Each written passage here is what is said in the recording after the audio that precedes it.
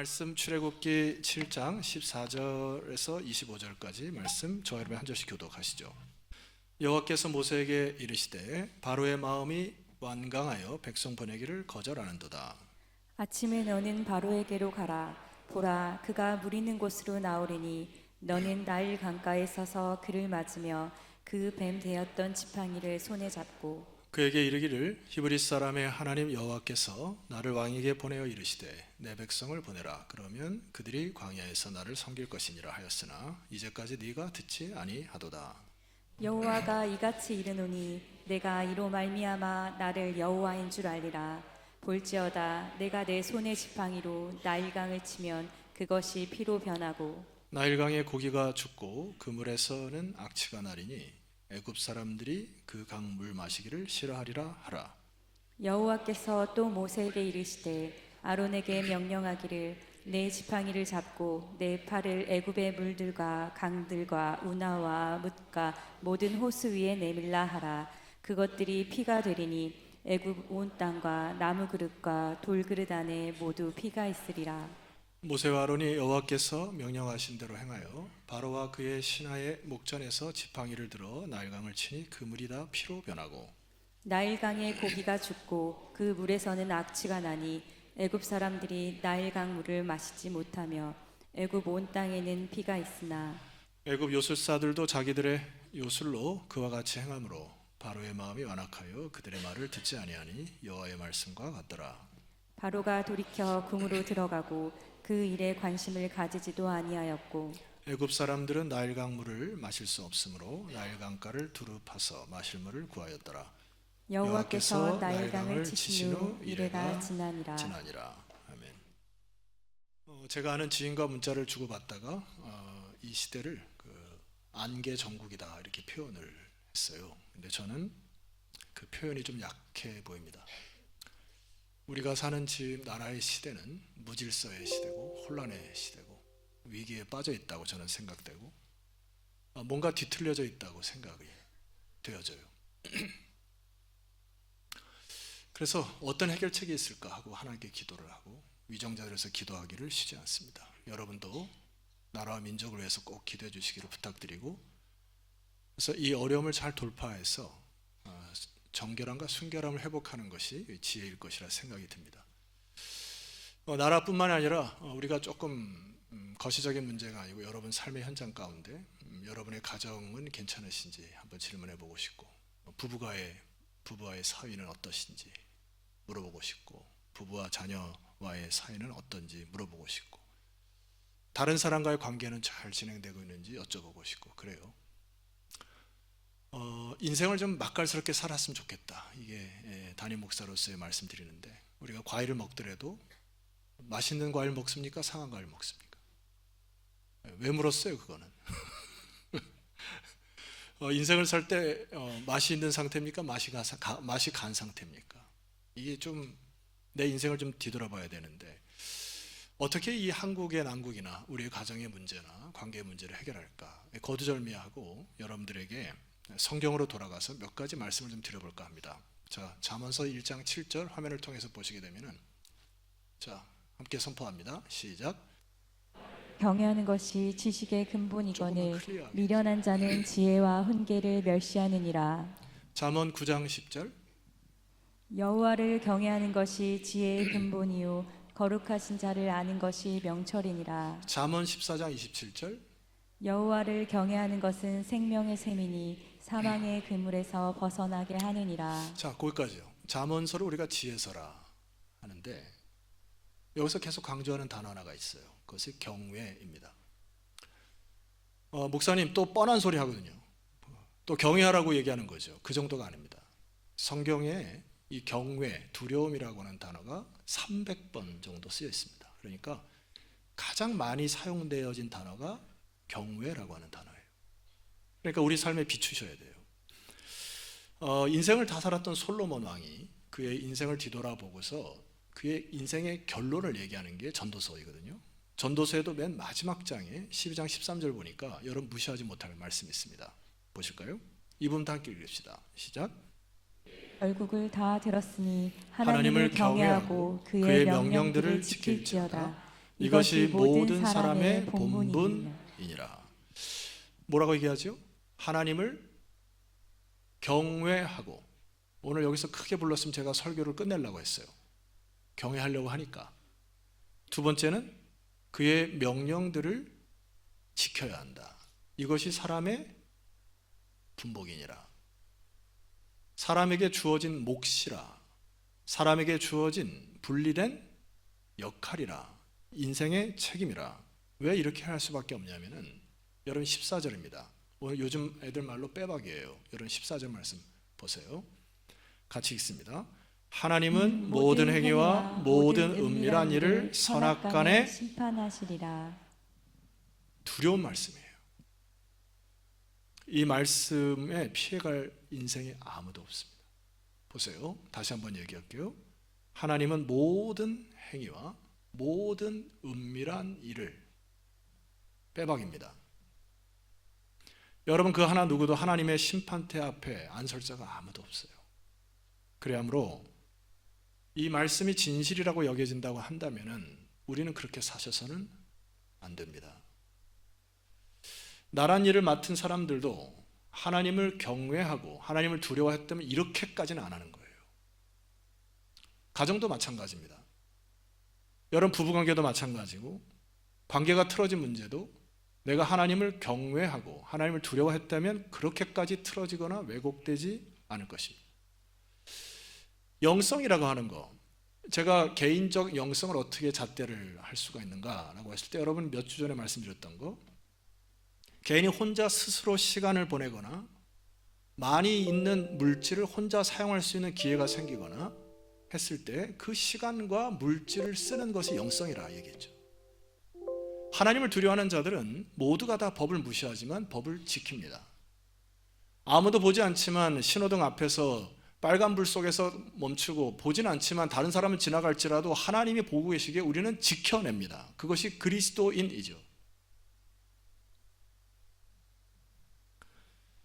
하나님을 경외한다면 삶의 많은 부분들이 참 많이 풀릴 것 같습니다. 그래서 여러분들의 삶이 한 주간 동안 살맛 나는 세상이 되기를 제가 다니면서 기도할게요. 문제는 하나님을 경외하지 않으므로, 우리들이 온전히 삶을 살아내지 아니하므로 이 나라 꼴이 이런 것 같아요. 신앙을 잘 세우는 것들이 솔루션, 해결책이라고 저는 믿어 심지 않아요. 다음 세대도 무엇을 유산으로 주겠습니까? 하나님을 경외하고 이 아들, 딸들이 세계 어디를 가든 군대를 가든 유학을 가든 하나님을 경외하고 하나님께 무릎 꿇는 자녀들을 키울 때 그것이 믿음의 유산이요 양육인 것이죠. 다음 세대에게 여러분 전심을 다하여 신앙 양육을 쏟아 부으시기를 주 이름으로 축원합니다. 제가 오늘 이 본문 말씀을 통해서 여러분 살펴보고자 하는 것은, 이스라엘 백성들이 애굽에 430년 동안 노예 생활하거든요. 그러니까 이 노예 생활을 통해서 이제 하나님이 그들을 인도하시는 것이 출애굽인데, 질문 하나 할게요. 출애굽의 목적이 뭡니까? 샀나? 출애굽의 목적이 뭐예요? 우리가 자칫 잘못하면 가나안 땅에 들어가는 것이 목적이라고 생각하는데 그렇지 않습니다. 그건 2차적인 거예요. 가나안 땅에 들어가서 생전 보지 못한 포도송이와 뭐 많은 육고기들을 먹고 막 풍족하게 사는 것, 그것은 부차적인 것입니다. 가장 첫 번째 목적이 뭐냐면 하나님이 곳곳에서 말씀하세요. 화면을 봅시다. 출애굽기 7장 16절.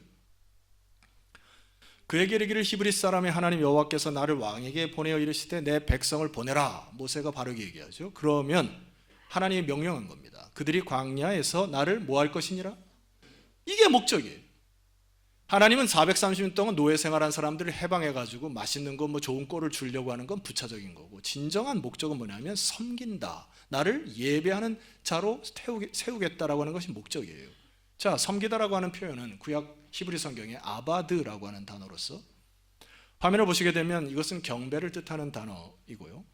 좀 더 풀어 얘기하면 누구의 손에 입 맞추는 것, 혹은 존경의 표시로 다른 이 앞에 자신을 엎드리는 것을 경배라고 하는 거고, 여러분이 잘 아는 worship이라고 하는 그 영어 단어는 이 앵글로 섹슨어에서 나왔습니다. 그래서 worth, 가치, ship, 신분, 가치 있는, 합을 말하면 존경과 존귀를 받을 가치가 있는 자에게, 더 구체화시키면 그분께 최상의 가치를 돌려드리는 것, 이것을 경외라 하는 것이에요.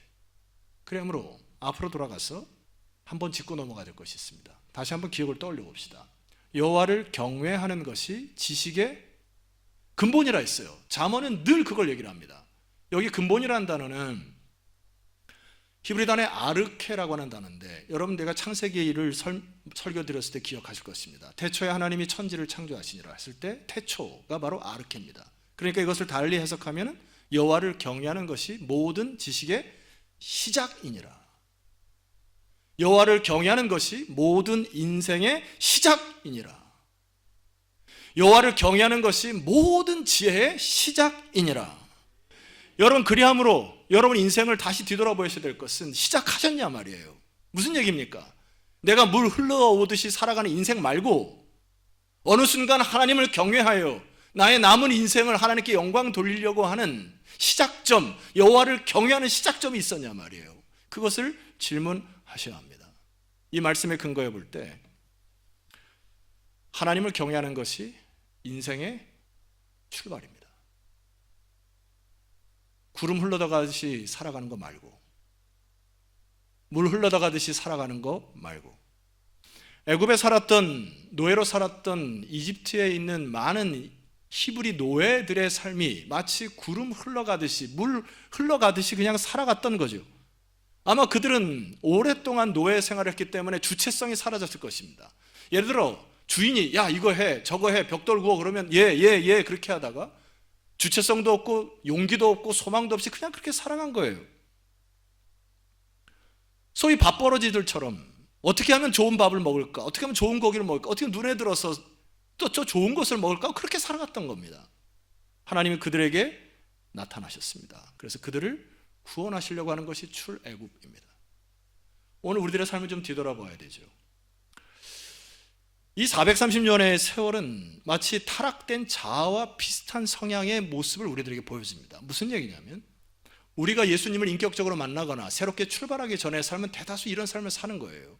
뭐 한 가지 힌트를 예를 들자면 우리는 일제 강점기를 36년 동안 지냈죠. 그러니까 우리 일제 강점기를 지내면서 노예 같은 습성이 몇 가지가 나타나요. 그 중에 하나는 생존성이 좀 남다른 민족보다 다릅니다. 그래서 좋게 얘기하면 굉장히 빠르고 좋게 얘기하면 굉장히 생존력이 강해서 세계 그 어느 곳에 갖다 놔도 우리 민족이 살아남죠. 그죠?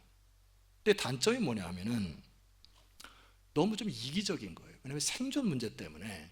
한 가지가 예를 들까 말까 하다 들게요. 제가 일전에 한번 말씀드렸지만 저는 그 대형마트에 잘 안 가는 편입니다. 왜냐하면 카트를 밀고 좀 여유 있게 이제 쇼핑을 하려면 뒤에서 항상 아줌마들이 막 밀쳐가지고 나를 안 하고 쳐다보면 딴 사람이야. 이게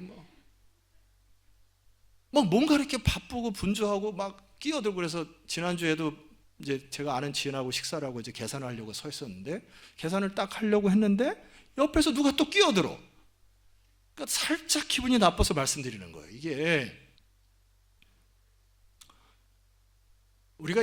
습성이라는 게 참 무서운 거라고 말씀을 드리는 거잖아요. 이게 타락된 자아의 습성. 또 하나는 이제 우리 민족이 다른 민족과 달리 이게 굉장히 빠르거든요. 제 그 영적으로 입양한 딸 루이스라는 아이 알죠? 얘가 한국말을 배울 때 제일 먼저 배운 게 뭔지 아세요? 그거는 그냥 습득한 거예요. 빨리빨리 그냥 습득한 거고, 얘한테 한국 사람이 갖고 있는 특성, 눈치를 배우더라고요. 눈치. 그래서 여러분 보면 눈치 하면 알아들어요. 얘가 눈치, 어깨 넘어서 눈치 있게 배우고 하는 그 장점은 있지만 단점이 뭡니까? 이게 좀 비굴하거든요. 왜냐하면 우리 한국 민족이 약한 사람에게는 강하고 강한 사람의 약한 모습들이 이렇게 보여지는 것 같은 느낌이 듭니다.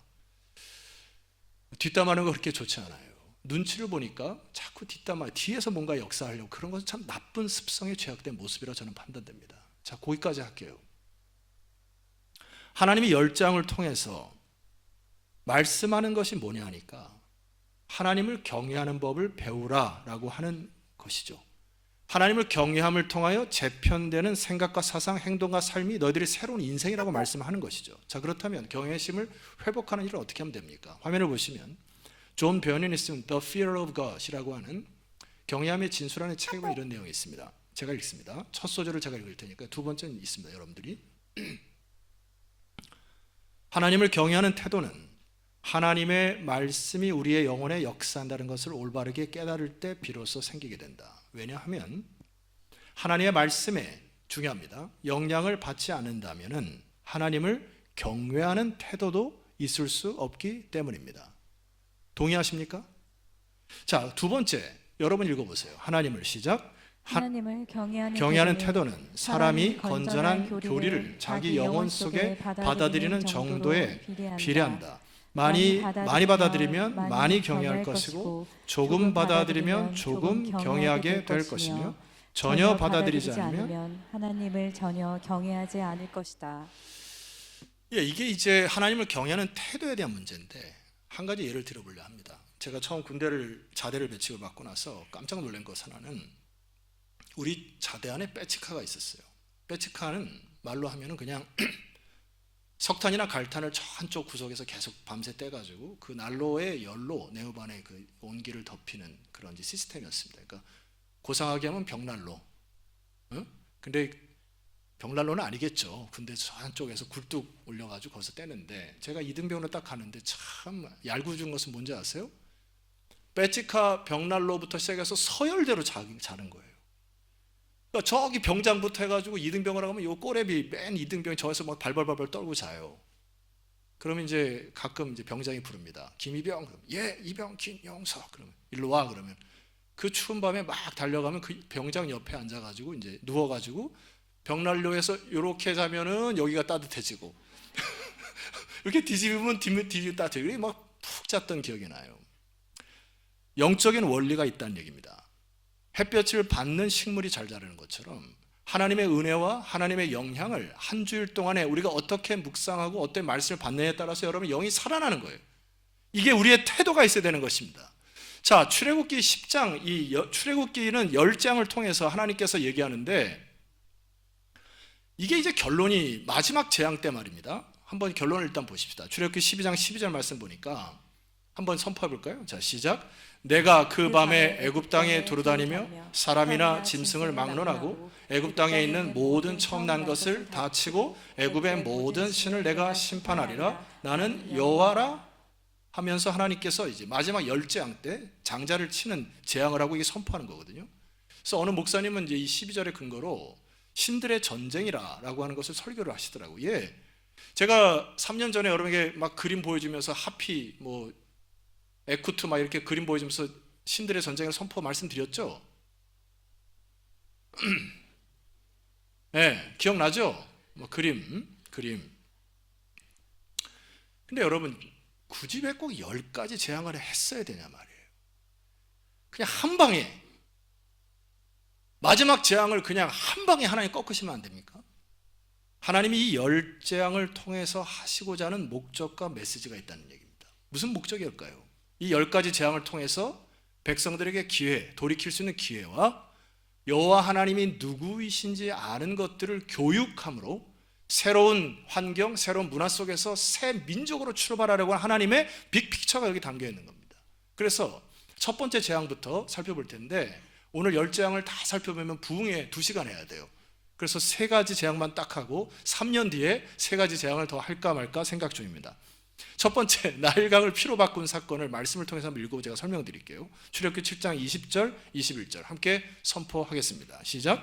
모세와 아론이 여호와께서 명령하신 대로 행하여 바로와 그의 신하의 목전에서 지팡이를 들어 나일강을 치니 그 물이 다 피로 변하고 그 다음 나일강의 고기가 죽고 그 물에서는 악취가 나니 애굽 사람들이 나일강 물을 마시지 못하며 애굽 온 땅에는 피가 있었습니다. 자, 이게 이제 나일강의 하피라고 하는 신을 하나님께서 꺾어버리신 건데 여러분 하나님이 그 신들에게 보복으로 일으키는 전쟁의 개념만은 아닌 것입니다. 하나님과 그 신들은 잽이 안 되는 거예요. 하나님의 그 위대한 것을 쟤네들 때문에 보복하는 그 정도의 수준이 아닌 것입니다. 오늘 이 첫 번째 재앙을 통해서 하나님 말씀하는 것은 뭐냐면은 본문의 23절 말씀 보니까 애굽의 술사들도 물이 피로 바꾸는 것을 따라했습니다. 그러니까 바로가 그것을 보고 그들의 관심도 보이지 않았다 하면서 무시를 한 겁니다. 자, 그런데 여기서 우리가 좀 깊이 살펴봐야 될 것은 애굽의 술사들도 물이 피로 바꾸는 것은 역사있지만 맨 마지막 24절을 보면은 이 물을 피로 바꾼 사건을 며칠 동안 하나님이 하셨다 했습니까? 7일 동안 하나님께서 능력을 베푸시고 7일 후에 그치셨다 했습니다.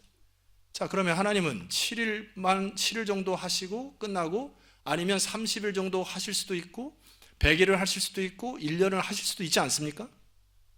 하나님의 능력은 이 생수의 근원에 된 피를 갖다가 물을 갖다 피로 바꾸는 것들을 7일도 할 수 있고 30일도 할 수 있고 100일도 할 수 있고 1년도 할 수 있는데 하나님이 7일 동안 끊어내 주시는 뭐예요? 너희들이 그동안 먹었던 이 생수의 갈증이 사라지면 갈급함으로 인하여 이 도대체 생수의 귀중함과 이것들을 감사함으로 알기를 원하시는 것이죠. 하나님이 그래서 인내와 하나님의 절제를 통해서 일주일 동안 딱 끊으시고 그들의 술사와는 다른 능력을 베푸신 이후에 그들에게 무엇을 주신 것입니까? 이 생수의 근원이 누구신가? 라고 하는 여호와를 묵상하는 하나님의 교육이 있었다는 것이죠. 여러분,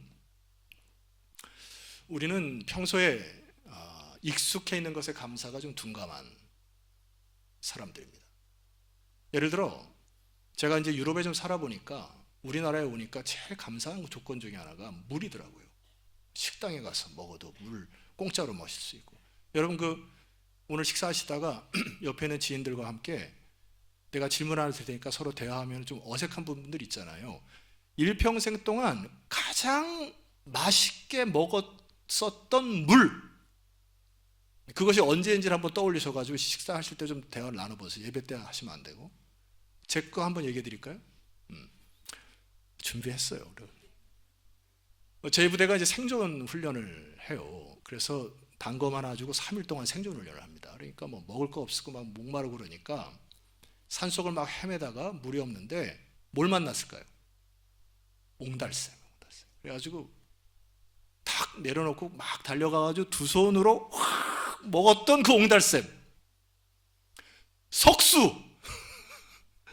이게 우리나라가 말입니다. 70%가 산인데 하나님께서 여러분이 보태준 거 없고 여러분이 뭐 도와준 거 없지만 하나님이 이게 비를 내리실 뿐만 아니라 산을 통과하고 흙을 통과해가지고 이게 하나님께서 천연 물로 이렇게 역사하시는 생수의 근원 되시는 하나님을 찬양하라고 하는 메시지가 여기에 있습니다. 이번 한 주간 동안 여러분 물을 드실 때마다 생수의 근원 되시는 하나님을 찬송하시기를 소망합니다. 교육이에요. 여호와가 누구인지를 알게 하는 것입니다. 두 번째, 개구리 재앙인데 이들이 섬기는 헤크트라고 하는 신이 있습니다. 이 못생긴 개구리 이게 이들이 섬기는 참 우스꽝스러운 헤크트인데 부활의 신, 다산의 신, 개구리가 알을 많이 낳으니까 이 사람들이 생각하는 거는 그러니까 저 개구리 신을 만들어서 기도를 하면은 풍요를 가져다 준다고 하는 착각 속에 저 신을 만든 거잖아요. 근데 여기 두 번째까지 예굽의 술사들이 따라하거든요. 그런데 따라하지 못한 것이 있습니다. 이게 하나님의 능력을 나타내는 건데, 자 8장 8절 가시 보시게 되면은 제가 읽습니다. 바로가 모세와 아론을 불러 이르되 여호와께 구하여 나와 내 백성에게서 개구리를 떠나게 하라. 내가 이 백성을 보내리니 그들이 여호와께서 제사를 드릴 것이니라. 9절 모세가 바로에게 이르되 내가 왕과 왕의 신하와 왕의 백성을 위하여 그 다음 이 개구리를 왕과 왕궁에서 뭐해? 끊어. 나일강에만 있도록 할 수가 있습니다. 나일강에만 나타나게 할까요? 왕과 왕궁에만 나타나게 할까요? 개구리를 이 사람들이 만들었지만 이 개구리가 나타나고 역사하는 그 제한 범위를 술사들이 따라할 수가 없습니다. 그런데 여기서 하나님 뭘 나타내는 거예요? 하나님께서 개구리를 어느 지역에는 나타나게 하고 어느 지역은 끊어버리게는 이 모든 생명의 풍요와 번성의 컨트롤러, 그것이 하나님임을 이야기하시는 것이죠. 여러분, 우리 시대에 점장이들이나 과학이나 심령술사들이 어느 정도까지 흉내내는 낼 수 있지만 거기에 미혹되셔서는 절대 안 됩니다. TV에서 프로그램 중에 점이나 사주, 타로, 물어보살 뭐 이런 거 악은 모양이라도 좀 버리셔야 됩니다. 그 유혹되거든요. 흉내는 낼 수 있지만 하나님의 능력과는 구별되는 것입니다. 두 번째, 개구리 재앙을 통해서 하나님께서 무엇을 얘기를 하시는 것이에요? 생명과 출산과 번영은 하나님께서 컨트롤하신다. 할렐루야. 그 하나님을 알라고 하는 거예요. 세 번째입니다. 이 재앙이에요. 8장 16절 17절을 여러분이 한번 읽어보겠습니다. 자, 시작. 여호와께서 모세에게 이르시되 아론에게 명령하기를 내 지팡이를 들어 땅에 티끌을 치라. 그것이 애굽 온 땅에서 이가 되리라. 그 다음, 그들이 그대로 행할세 아론이 지팡이를 잡고 손을 들어 땅에 티끌을 치매 애굽 온 땅에 티끌이 다 이가 되어 사람과 가축에게 오르니. 여기 중요한 단어 하나를 밑줄을 꺼놓으시면 좋은데, 땅에 티끌이라고 하는데 밑줄을 꺼놓으시면 좋겠습니다. 요거는 제가 좀 이따 설명드릴 텐데, 이 땅의 티끌이 굉장히 중요한 단어예요. 자, 세 번째 재앙부터는 특징이 있습니다. 애굽의 술사들과 술객들이 따라하지 못해요. 그리고 세 번째 재앙, 여러분 우리 어렸을 때 놀이하는 거 아나요? 369 369 그거 아나요? 아파트 369를 기억하셔야 되는데, 세 번째 재앙, 여섯 번째 재앙, 아홉 번째 재앙은 예고 없이 하나님께서 치십니다. 무슨 얘기예요? 그전에는 예고를 줬다가 너희들 돌이켜라, 죄에서 돌이키고 미신을 섬기는 돌이키라 하는데, 하나님 예고 없이 치셔서 기회를 줄 때 너희들이 빨리 돌이키라는 경고의 메시지입니다. 이것이 예고 없이 일어난다고 하는 것이 이 세 번째 재앙의 특징이에요. 왜 하나님이 이렇게 예고 없이 주실까요? 하나님의 목적이 있습니다. 자, 출애굽기 9장 20절 말씀 보니까 여기 놀라운 편이 하나가 있는데, 이게 지금 일곱 번째 재앙, 우박의 재앙 때 벌어진 현상인데, 보세요. 바로의 신하 중에 여호와의 말씀을 두려워하는 자들은 그 종들과 가축을 집으로 피하여 들였으나. 여러분 잠깐 멈추세요. 바로의 신하 중에 여호와의 말씀을 어떻게 해요? 두려워하는 자들이 생기기 시작했다. 21절, 여호와의 말씀을 마음에 두지 않은 사람은 그의 종들과 가축을 들에 그대로 두어 우박재앙을 당했다는 얘기죠. 자, 여기서 보게 되면 하나님의 경고와 하나님의 재앙이 거듭될수록 하나님이 누구신가를 이집트 사람과 이스라엘 사람이 알기 시작한 겁니다. 그래서 이집트 사람들이 하나님 앞에 돌아오기 시작한 것이죠. 그래서 출애굽기 할 때 이스라엘 백성만 나온 것이 아니라 거기 보면 수다한 잡족들이 따라왔다고요. 그래서 민수기와 신명기 보면 그들이 총회를 이뤘다. 수다한 잡족들이 이스라엘과 함께 하나님께 경배할 때 총회를 이루어 하나님께 예배를 드린 장면이 나옵니다. 이게 어셈블리라고 하는 단어인데, 수다한 잡족들이 하나님께 경배하였다. 여러분, 하나님의 여기 빅픽처가 보입니까? 하나님은 반석회 예배 드리는 여러분만 사랑하시는 것 아닙니다. 오늘 예배 드리지 않고 세상 속에서 흩어져 흥청망청 살아가는 그들도 사랑하십니다. 왜 아멘을 안 하신가요? 마태복음에 주님께서 얘기하실 때 하나님은 악인과 선인에게 동일하게 해를 비추신다 하셨어요. 하나님은 악인과 선인에게 동일하게 비를 내려주신다 하셨습니다. 그들이 돌아오기를 하나님이 사랑하시는 거예요. 그리함으로 국수주의를 혐오하셔야 합니다. 내 민족, 내 교회, 내 가족주의를 타파하셔야 돼요. 여러분이 시야를 넓혀서 광명시에 죽어가는 영혼들이나 소외되고 어려운 가정들을 품으셔야 합니다. 뿐만 아니라 노예와 총회와 여러 가지 많은 기관들과 연합하여 아름다운 주의 나라를 이뤄가야 하는 것입니다. 그것이 오늘 하나님께서 이집트에 재앙을 내리는 것은 이스라엘 백성들을 탁 퍼내리려고 하는 목적뿐만 아니라 그 속에 사는 수많은 영혼들을 함께 구원해내고자 하는 하나님의 목적이 담겨 있는 것이에요. 자, 한 가지만 더 얘기를 하고 제가 설교를 정리해 볼까 합니다. 아까 뭘 줄 끌라고 했죠? 땅의 티끌. 이 땅의 티끌은 히브리어 언어로 정확히 표현하면 이것입니다. 땅에서부터 기인된 티끌, 이렇게 되어 있습니다. 뭘 말하는 걸까요? 땅의 근원자가 누구냐라고 하나님께서 말씀하시는 거예요. 오늘 제가 평소와 다르게 굉장히 사뿐사뿐히 교회를 달려왔습니다. 왜냐하면 하나님이 땅의 근원자가 되심으로 땅의 근원이 흙을 이로 바꾸는 재앙을 애굽 술사들이 따라하지 못했는데, 이 땅의 근원조차도 하나님께서 붙들지 않으면 이게 땅이 변하는구나, 하나님이 보이지 않게 하나님께서 붙드시는구나. 그래서 여러분 그 관주 성경에 보게 되면 거기 몇 번 표시되어 있죠. 그 밑을 쭉 따내려가려면 뭐가 되어 있습니까? 자, 우리 출애굽기 8장 19절 잠깐 보십시다. 화면을 보시거나 여러분 성경을 보고 따라오세요. 같이 읽습니다. 시작. 요술사가 바로에게 말하되 이는 하나님의 권능이니이다 하였으나 바로의 마음이 완악하게 되어 그들의 말을 듣지 아니하였으니 여호와의 말씀과 같더라. 거기 하나님의 권능이라고 하는 번호가 적혀 있고 쭉 따라가면 뭐라고 적혀 있어요? 손가락. 제가 지금 손가락을 표시하고 있잖아요. 하나님의 권능이 이 요술사가 바로에게 말하되 하나님의 보이지 않는 손이 움직여 땅의 티끌을 하나님이 창조한 명령을 바꿔서 저거를 이루 바꿨던 창조의 명령을 자기들은 따라할 수 없습니다. 이게 무슨 메시지예요?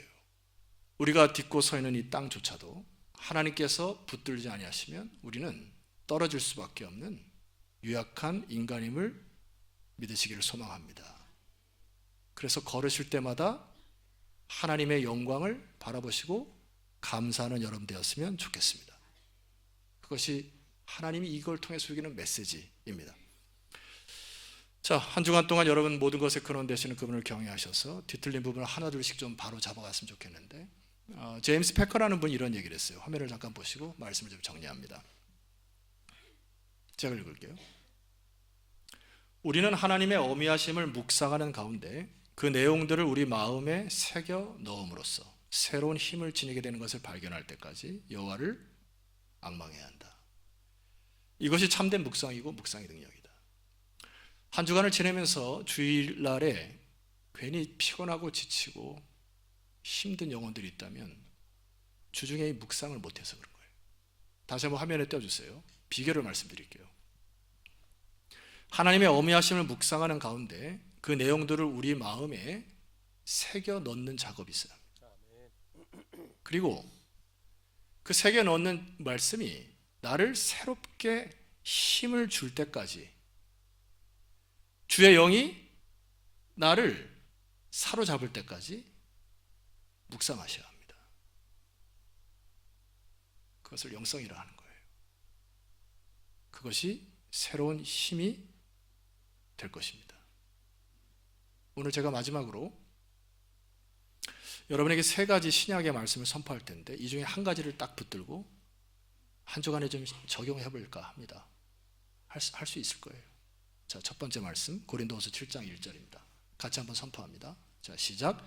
그런즉 사랑하는 자들아 이 약속을 가진 우리는 하나님을 두려워하는 가운데서 거룩함을 온전히 이루어 육과 영의 온갖 더러운 것에서 자신을 깨끗하게 하자. 육과 영의 온갖 더러운 것에서 자신을 깨끗하게 하는 한 주간이 되셔야 되는데 전제가 있습니다. 하나님을 두려워하는 가운데서 하나님께 주신 말씀을 묵상함으로 여러분의 더럽고 추악한 언어와 행동과 습관을 치유받는 한 주간이 되었으면 좋겠습니다. 두 번째, 베드로전서 1장 17절 함께 선포합니다. 시작. 외모로 보시지 않고 각 사람의 행위대로 심판하시는 이를 너희가 아버지라 부른즉 너희가 나그네로 있을 때를 두려움으로 지내라. 새기셔야 돼요. 우리는 나그네 인생입니다. 나그네 인생을 베드로 사도가 뭐라 얘기해요? 두려움으로 지내라. 두려움으로 지내라는 게 뭐예요? 창조주 하나님을 기억하고 내 인생의 끝이 있다는 것을 기억하여 너희들의 시간이나 재물이나 이걸 낭비하지 마라. 존 파이퍼 목사님이 암에 걸리신 이후에 묵상하여서 유명한 12개의 Don't Waste Your Life라고 하는 책을 통해서 너의 암을 낭비하지 마라. 이게 무슨 얘기예요? 그 중에 한두 가지만 말씀드립니다. 당신이 그리스도를 더욱 사랑하게 되는 것보다 암을 이기는 것만이 사는 길이라고 생각한다면 당신은 암을 낭비한다. 삶을 낭비하는 것이다. 당신이 하나님을 알아가는데 충분한 시간을 쓰지 않고 암에 대한 정보를 찾는 데만 혈안이 된다면 당신은 암을 낭비하는 것이다. 삶을 낭비하는 것이다. 우리가 넘어야 될 수많은 장애물들과 아픔과 상처가 있는데 이것들이 여러분의 발목을 잡거나 이것이 인생의 최대 목적이 되어서는 안 됩니다. 나그네로 있을 때 경외함과 두려움으로 지내시기를 주님으로 축원합니다. 마지막 에베소 5장 20절 21절 함께 선포합니다. 두 눈을 똑띠 뜨시고 자, 시작. 범사에 우리 주 예수 그리스도의 이름으로 항상 아버지 하나님께 감사하며 그리스도를 경외함으로 피차 복종하라. 이게 복종이 쉽지가 않아요. 어느 인간을 생각하면 배기배기 꼴배기, 옆에 가기도 싫고 말도 하기 싫고 함께 겸상하기도 싫은 인간들이 있지 않아요? 근데 복종하라네요. 그냥 단순히 복종하라는 게 아니라 여기 단서가 있잖아요. 그리스도를 경외함으로 피차 뭐하라? 복종하라. 그때 샬롬이 옵니다. 제가 주중에 2주 전에 여러분에게 그 박위라고 하는 그분 소개시켜 드렸었잖아요. 예, 설교 때. 기억이 나면 좀 끄덕여 주시면 제가. 근데 한 타이틀을 보니까 박위 이별 이런 타이틀이 있어. 이 사람 이것도 이혼했나 그래서 나 깜짝 낚시 걸렸어 내가. 그래가지고 막 들어가가지고 박위 이별을 쭉 보니까 그게 이혼이 아니고 아내가 이제 저 미국에 뭐 사역을 하는데 2주 동안 떨어지니까 그 떨어지는 게 너무 애달퍼서 눈물의 이별을 흘렸다 뭐 이런 내용이더라고. 내가 그러니까 잘 살았구나. 그래서 설교 시간에 잘 얘기하는데 또 이혼했으면 또 이게 망하는 건데. 여러분, 맡겨주신 삶, 맡겨주신 관계, 그리스도를 경외함으로 피차 복종하시기를 주 이름으로 축원합니다. 다른 데 눈 돌리지 마세요. 가까이 있는 사람 사랑해 주시고 존경하고 주님 만날 그날까지 힘있게 같이 달려가는 거죠. 피차 복종하는 거. 3가지 중에 숙제입니다. 오늘 식사할 때 나눌 거 참 많네 오늘. 네. 자리에서 일어나서 찬양 드립시다. 이 시간 기도할 때 여러분의 인생이 새로운 시작점이 되시기를 주의 이름으로 축원합니다. 여러분의 가정 안에 묶여있고 어두웠던 것들이 떠나가고 여호와를 경외하는 이 영성이 회복되기를 주의 이름으로 축원합니다. 이 나라와 민족이 정치, 사회, 경제, 문화, 교육 곳곳에 하나님을 경외하고 두려워하는 리더십들이 다시 일어나 무릎 꿇어 이 나라를 세워가게 하여 주시옵소서. 우리 주여 한번 간절히 부르시고 이 나라와 민족과 이 교회와 여러분의 인생을 놓고 간절히 하나님께 기도하는 시간을 갖도록 하겠습니다.